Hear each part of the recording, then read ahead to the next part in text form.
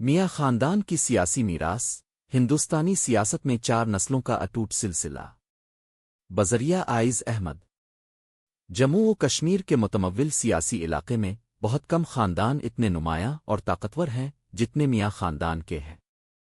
ان کی منفرد سیاسی میراث جو 7 دہائیوں سے زیادہ پر محیط ہے اور اس کی خصوصیت انتخابی دور کی فتوحات کا ایک نہ ٹوٹنے والا ریکارڈ ہے۔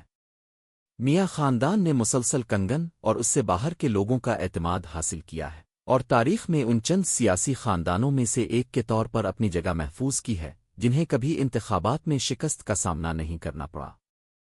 جموں و کشمیر کی آئین ساز اسمبلی سے لے کر جدید دور کے نسلی منظر نامے تک معاہدے نے اپنی بنیاد کو برقرار رکھا ہے جس میں وہ اپنی نمائندگی کرنے والے لوگوں کے ساتھ وابستگی، خدمت اور غیر متزلزل تعلقات کا اظہار کرتے ہیں۔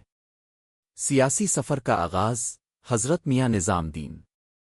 میاں خاندان کے سیاسی سفر کی ابتدا کا سراغ حضرت مان نظام دین سے لگایا جا سکتا ہے، جو ایک قابل احترام شخصیت تھے جنہوں نے نہ صرف اس بااثر شاہی خاندان کی بنیاد رکھی بلکہ اپنے عوام کے لیے قیادت اور اعتماد کی علامت بھی بن گئے۔ ایک ایسے خاندان میں پیدا ہوئے جو مذہبی اور سماجی زندگی سے گہرا جڑا ہوا تھا۔ حضرت میاں نظام دین ایک دور اندیش رہنما تھے جنہوں نے اپنی برادری کے مستقبل کی تشکیل میں حکمرانی کی اہمیت کو سمجھا۔ حضرت میاں نظم دین 1947 سے پہلے جموں و کشمیر پرجا سبھا کے رکن تھے۔ 1952 میں حضرت میاں نظام دین جموں و کشمیر کی آئین ساز اسمبلی کے رکن منتخب ہوئے۔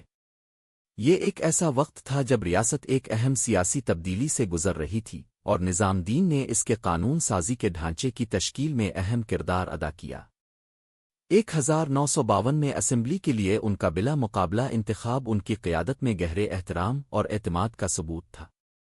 اس عقیدے کو بعد کے سالوں میں اس وقت تقویت ملی جب وہ 1952 سے 1967 تک لگاتار 3 بار کانگن حلقہ سے بلا مقابلہ قانون ساز اسمبلی (MLA) کے رکن منتخب ہوئے۔ ان سالوں کے دوران حزب اختلاف کے بغیر فتح حاصل کرنے کی ان کی صلاحیت ان کی حد سے زیادہ مقبولیت اور لوگوں کے ان پر بے پناہ اعتماد کی نشاندہی کرتی ہے۔ میاں نظام دین کا لیڈرشپ سٹائل عاجزی، دیانتداری اور اپنے لوگوں کی ضروریات کی گہری تفہیم پر مبنی تھا۔ انہوں نے حکمرانی کی ترقی پر توجہ مرکوز کی، اس بات کو یقینی بناتے ہوئے کہ کانگن حلقے کے دور دراز علاقوں پر مناسب توجہ اور وسائل حاصل ہوں۔ ان کی انتخابی کامیابی نے سیاست میں میاں خاندان کے مستقبل کے لیے مرحلہ طے کیا جس سے خدمت کی میراث پیدا ہوئی جسے ان کی اولادہ آگے لے جائے گی۔ نئی نسل حضرت میاں بشیر احمد۔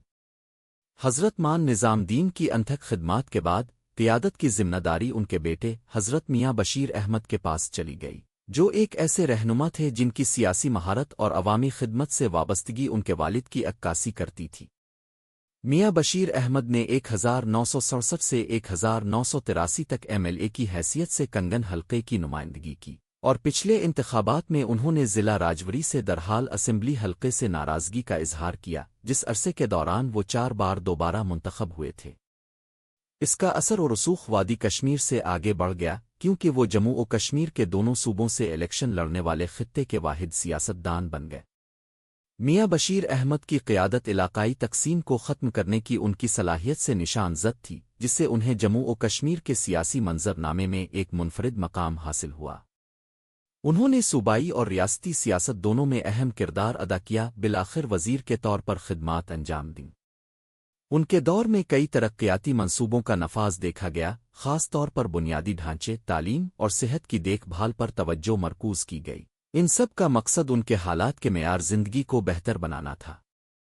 جموں و کشمیر دونوں میں ان کے اثر و رسوخ نے انہیں ریاست کی سیاست میں ایک اہم شخصیت بنا دیا اور ان کی مستقل انتخابی کامیابی نے میاں خاندان کے سیاسی قد کو مزید مستحکم کیا۔ جس چیز نے میاں بشیر احمد کو الگ کیا وہ لوگوں کی عوام کو سمجھنے کی ان کی صلاحیت تھی۔ ان کی ذہنی حالت کے ساتھ ان کا ایک فطری تعلق تھا اور ان کی قابل فطرت نے انہیں عوام کے درمیان ایک محبوب شخصیت بنا دیا۔ وہ صرف ایک سیاستدان ہی نہیں تھے بلکہ ایک ایسے رہنما تھے جنہوں نے اپنے لوگوں کی فلاح و بہبود کو سب سے زیادہ ترجیح دی۔ ان کی فتوحات صرف انتخابی جیت نہیں تھیں بلکہ میاں خاندان اور ان لوگوں کے درمیان گہرے رشتے کا اعادہ تھیں جن کی انہوں نے خدمت کی تھی۔ میاں الطف احمد، روایت کو جاری رکھنا۔ میاں خاندان کی سیاسی میراث کی تیسری نسل کو حضرت میاں نظام دین کے پوتے میاں علا احمد نے آگے بڑھایا۔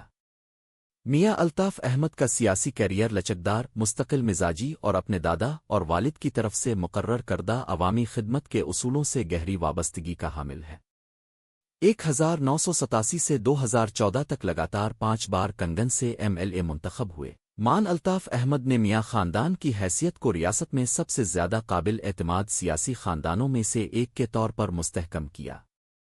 اپنی طویل مدت کار کے دوران مان الطاف احمد جموں و کشمیر کی سیاست میں ایک اہم شخصیت بن گئے اور وزیر کے طور پر خدمات انجام